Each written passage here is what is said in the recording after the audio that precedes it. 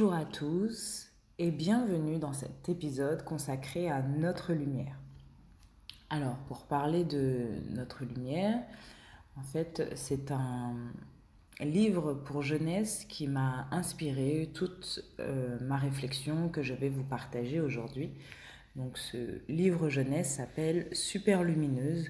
Je vais donc d'abord, dans un premier temps, vous faire le résumé de ce livre si jamais ça vous intéresse pour vos enfants. Et ensuite, je vais vous expliquer un peu toute la réflexion que je me suis faite à partir de ce livre.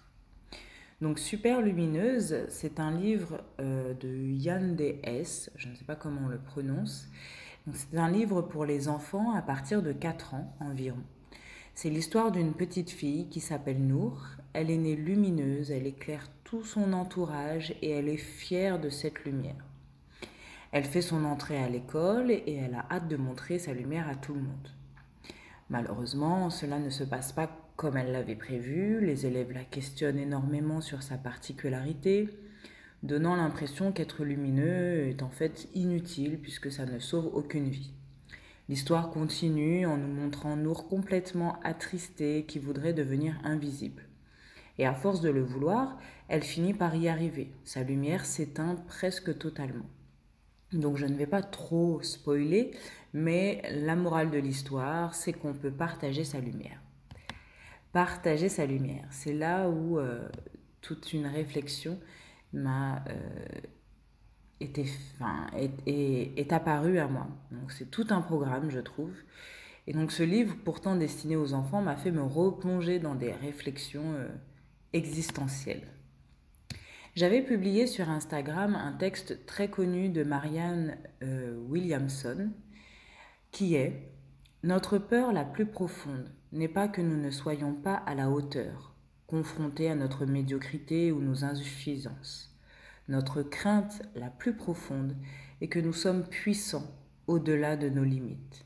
C'est notre propre lumière et non pas l'obscurité qui nous effraie le plus. Nous nous posons la question, qui suis-je moi pour être radieux, talentueux et merveilleux? En fait, qui êtes-vous pour ne pas l'être? Vous restreindre, vivre petit ne rend pas service au monde. L'illumination n'est pas de vous rétrécir pour éviter d'insécuriser les autres.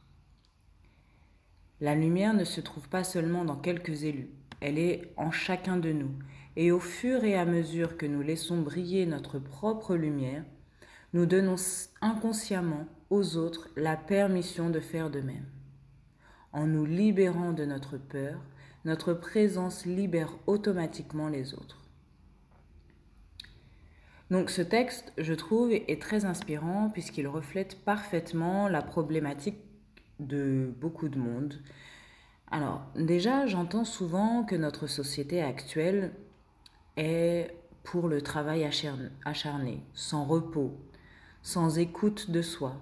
Une société qui ne laisse pas la place aux défauts, à la vulnérabilité, à la sensibilité, etc. C'est vrai. Mais paradoxalement, cette société a du mal aussi avec la réussite sociale, professionnelle, en France en tout cas. Il n'a qu'à voir lorsque quelqu'un est prêt à parler de ses réussites, de ses qualités, de ses réflexions intellectuelles au sein d'un groupe, il est tout de suite perçu comme une personne vantarde, hautaine, prétentieuse. En fait, cette société souhaiterait que l'on soit neutre. Elle n'aime pas les extrêmes. Il ne faut ni l'obscurité, ni la lumière. Sois neutre, sois médiocre, n'apprends rien, sois un mouton. Ceci s'explique selon moi par deux choses. Le capitalisme ne laisse pas la place à l'obscurité, et donc à la vulnérabilité, et les religions judéo-chrétiennes à la lumière. Ici, nous allons parler que de la lumière, donc je ne vais pas rentrer dans un débat ou essayer de comprendre d'où viennent ces mentalités. Donc on va simplement s'arrêter sur notre lumière. Et on pense trop souvent que ne pas être lumineux, c'est être humble. Est-ce que le monde a besoin de gens aussi humbles? Je ne pense pas. Le monde a besoin d'être éclairé de mille feux. Et cette lumière m'intrigue, me pousse constamment à la réflexion depuis plusieurs années.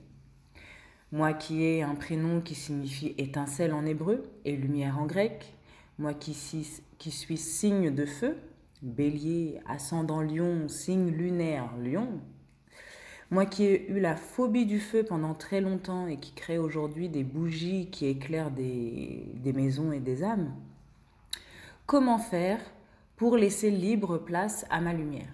Comment faire pour la partager? Comment faire pour ne pas avoir peur de la montrer? Je crois que pour répondre à ces questions, chacun doit trouver son processus, son chemin, la façon d'y arriver. Mais je vais quand même mettre quelques réflexions générales autour de ça, autour du comment faire. Je crois qu'avant tout, il faut s'occuper de son intérieur. Guérir ses blessures, rassurer son enfant intérieur, se connaître, s'écouter, prendre soin de soi, avoir de la gratitude. En clair, sans mauvais jeu de mots, s'éclairer de l'intérieur pour que notre lumière jaillisse. Plus on prend soin de son intérieur, plus on a conscience de sa valeur. Plus on a conscience de sa valeur, moins on attend la validation des autres. Et je crois que c'est une autre étape importante. Ne pas attendre que l'autre nous valide notre lumière. Je ne vais pas dire ici qu'il faut se détacher du regard des autres, parce que je n'y crois pas trop. Nous sommes des êtres humains et par conséquent, nous avons besoin du regard de l'autre pour exister. Je m'explique. L'enfant, dès sa naissance, a besoin du regard de ses parents. Le professeur existe grâce au regard de ses élèves. En fait, le regard des autres nous permet d'exister, nous permet de nous signifier que nous existons. Il aide à la construction psychique. Sans le regard des autres, il n'y a pas d'humain. Donc se défaire du regard de l'autre complètement est pour moi un leurre de l'ego spirituel. Par contre, plus nous grandissons, moins ce regard est important pour nous normalement. Il n'y a plus cette dépendance présente chez l'enfant.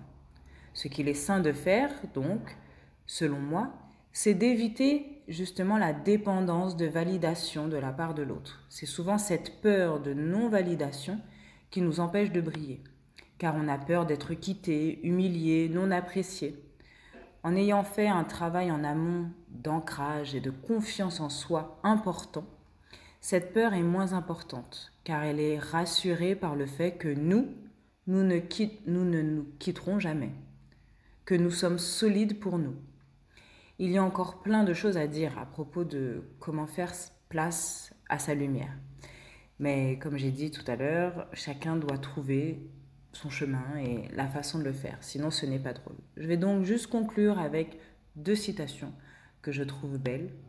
Le monde sera moins sombre le jour où chacun acceptera la lumière qui émane de l'autre.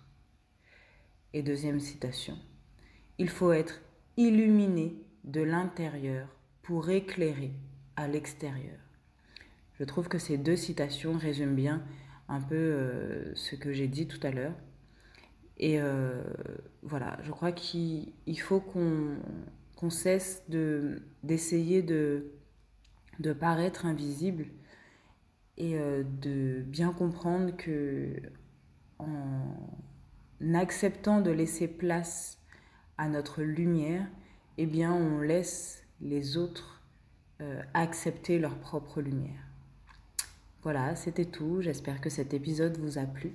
Je vous souhaite une bonne journée, une bonne soirée, où que vous soyez. Et à bientôt.